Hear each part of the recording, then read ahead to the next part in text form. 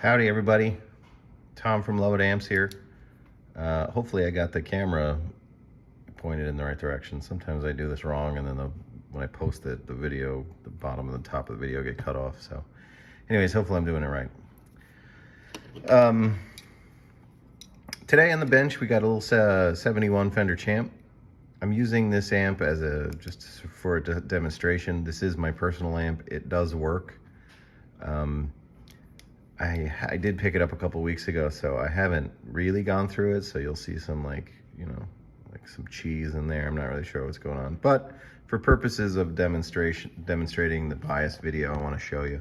This will be fine. So to get into it, first thing, housekeeping, right? Always discharge your filter cap. Always, always, always, always, always, right? Just a quick cheater. I use this guy. It's a banana jack with a 22K resistor on it. Plug this into my meter. I plug my leads into this, and then as I'm testing for voltages, anything gets found will get discharged through the resistor. So, super important. Do not skip that step. Next, this amp is not in the cabinet, right? So the speaker's not connected. So you always want to run a dummy load. In my case, I have a 4 ohm ceramic resistor that I'm using as my speaker. So don't run these without a load. They don't like it. So to get into it, setting the bias on these things and figuring out the plate dissipation, you'll want to know what kind of tube you have. Look up the max plate dissipation of it on the Google machine. In my case, I have a 6v6 GT, which is 14 watts of max plate dissipation. To figure that out, we need to have this little calculation done, right? We need plate voltage multiplied by the plate current in amps, and that will give us our plate dissipation in watts. Plate voltage we can figure out. We just need to measure it off the tube. Plate current we need to figure out using a couple of different values. In this case, we'll use Ohm's law, right? So voltage drop over resistance equals our plate current. So I'm going to show you how to come up with these values so that we can plug them into this equation and get our plate dissipation in watts. So, getting into it, this is your cathode resistor. In a Fender Champ, it comes off of pin 8, or any 6v6, it'll come off of pin 8. It gets wired to the cathode resistor, and then that gets soldered to ground. So you want to know this measurement. Now, I know this is a 470 ohm resistor, or at least it was, right? This is the color code. If you look at the schematic of a Fender Champ, it's going to be a 470 ohm resistor. You could move forward with this, but this value these carbon com resistors, that value is going to drift over time, and you will not have an accurate calculation. So it's best to measure it. I have taken the leads of my meter. Again, my filter cap's just discharged. I connected my leads to my meter, and I set my meter to ohms, or 2,000 horseshoes, and I'm reading 0.933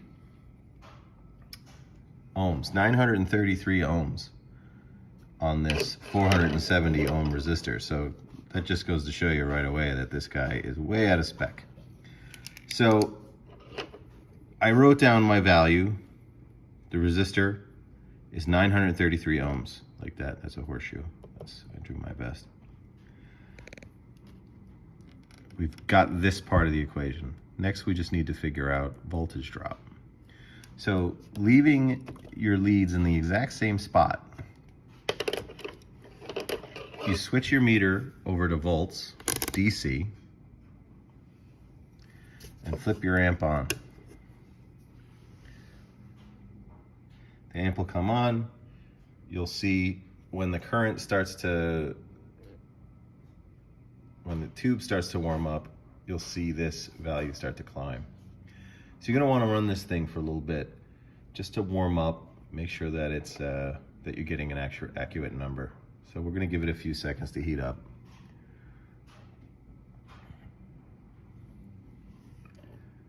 I wonder what Jay Castillo is doing these days. Hopefully alive and well. Maybe building Fender amps still. I don't know, maybe if you see this video, Jay Castillo, let us know. We'd love to hear from you.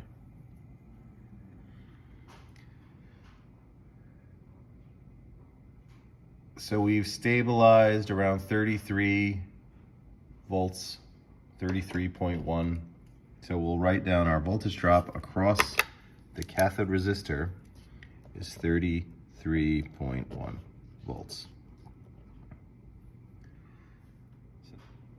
So now that we have these values, we can do the math.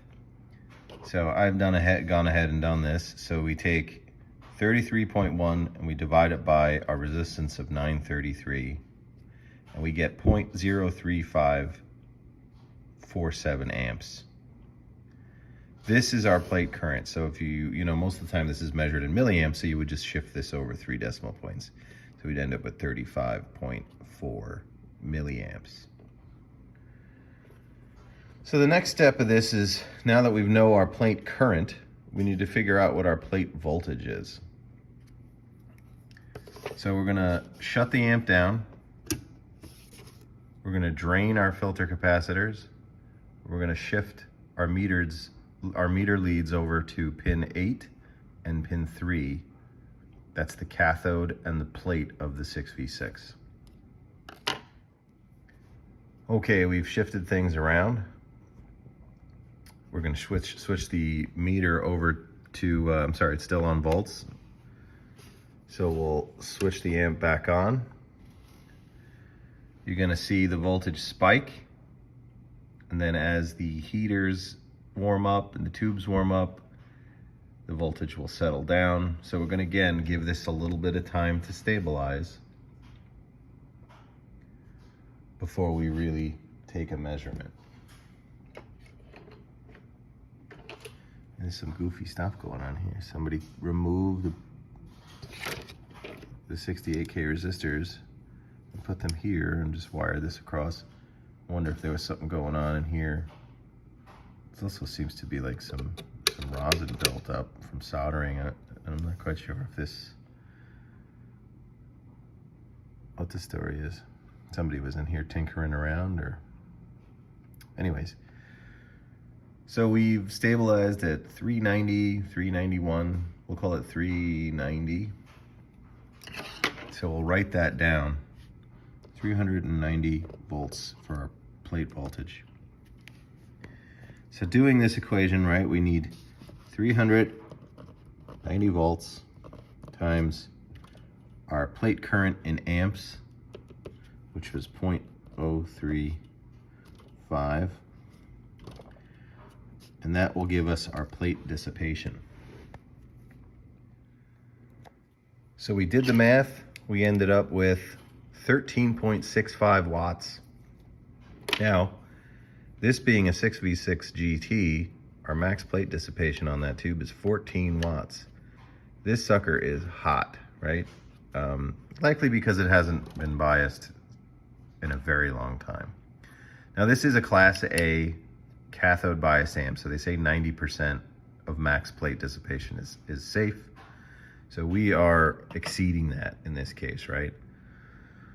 So what we'll do is, to set the bias to drop this value, we'll increase this resistor. So this is sitting at 933 ohms. I believe, we'll probably up this to a 1K and we'll see what that gets us.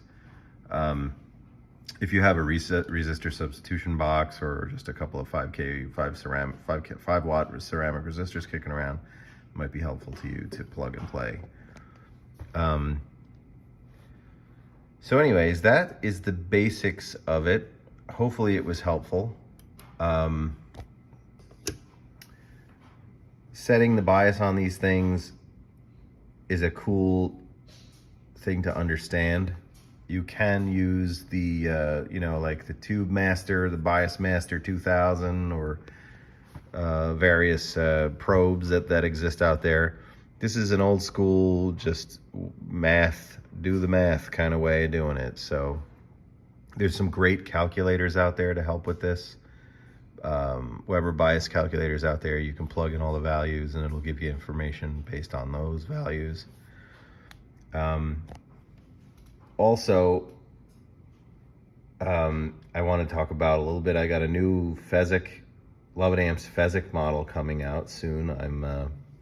It's over there, but we won't show you too much of it because I don't want to spoil it.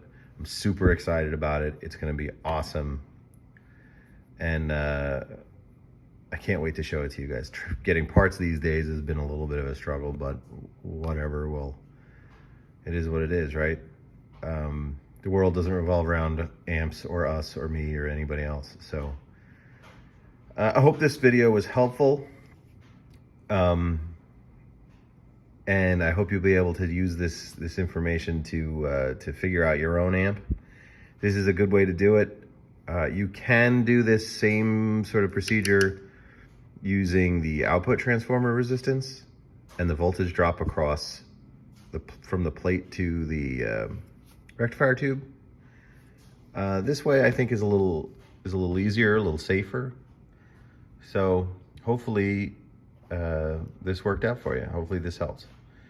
Anyways, thanks again for watching. Check us out at Love It Amps and loveItamps.com.